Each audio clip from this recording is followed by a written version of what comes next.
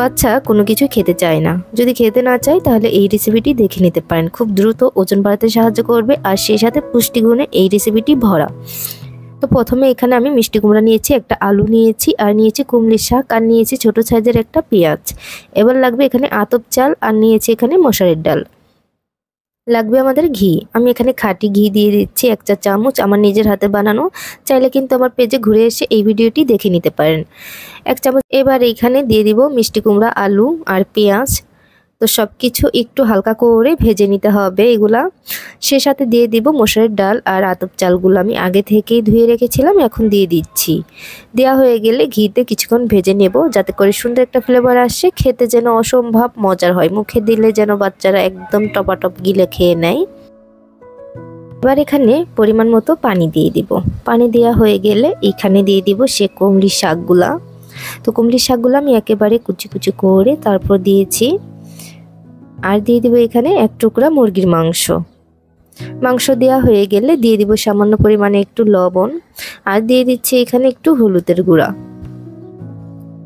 সবকিছু দিয়ে এবার এটাকে একটু নেড়েচেড়ে নিতে হবে। তো চামচ দিয়ে এভাবে করে নেড়েচেড়ে নিচ্ছি, আর ঢাকনা দিয়ে ঢেকে এবার সিদ্ধ করে নিতে হবে।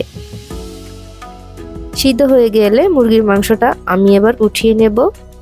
তো মুরগির মাংসটা উঠিয়ে একটা প্লেটে নিয়ে নিচ্ছি। বাচ্চাদেরকে রোজ রোজ এক খাবার না দিয়ে একটু ভিন্ন ধরনের খাবার যদি দেন তাহলে কিন্তু বাচ্চারা অনেক মজা করে খাবে। বাচ্চাদের এক খাবার প্রতিদিন দিলে হয়তো তারা খেতে চায় না, তাই একটু চেষ্টা করবেন ভিন্ন ধরনের খাবার দেওয়ার। এবার মুরগির মাংসটা আমি ছোট ছোট করে নেব। তো মুরগির মাংসগুলো আমি ছোট করে নিয়েছি। এখন ঘুটনি দিয়ে এটাকে ঘুটে নিতে হবে। বাচ্চা যেরকম খেতে পছন্দ করে, যদি একেবারে লিকুইড খেতে পছন্দ করে তাহলে একেবারে লিকুইড করবেন।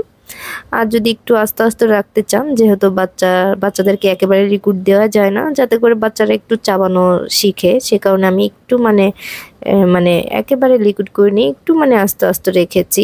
তারপর মুরগির মাংসগুলো দিয়ে আরও একটু ভালোভাবে করে নেড়েচেড়ে নিলাম। দিয়ে দিব এখানে সামান্য একটু গোলমরিচের গুঁড়া। বাচ্চা যদি ঝাল সহ্য করতে পারে তাহলেই দিবেন, আর না হলে বাদ দিতে পারেন।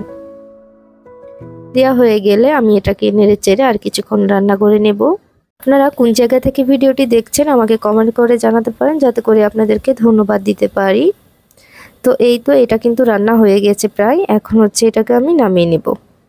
খুব সুন্দরভাবে হয়েছে, কিন্তু খেতে কিন্তু অসম্ভব মজার হয়। আমি বাচ্চার জন্য প্রতিটা খাবার রান্না করি, আমি নিজে টেস্ট করে দেখি আসলে এটা খেতে কতটা মজার, তারপরে বাচ্চাকে দেই। তো কালারটাও মাশাআল্লাহ অসাধারণ হয়েছে। আমার বাচ্চা মাশাআল্লাহ অনেক সুন্দর করে খেয়েছে। ভিডিও ভালো লাগলে অবশ্যই লাইক, শেয়ার, কমেন্ট করে যাবেন। সবাই অনেক ভালো থাকবেন, সুস্থ থাকবেন। আজকের মতো এখানেই বিদায় নিচ্ছি। আল্লাহ হাফেজ।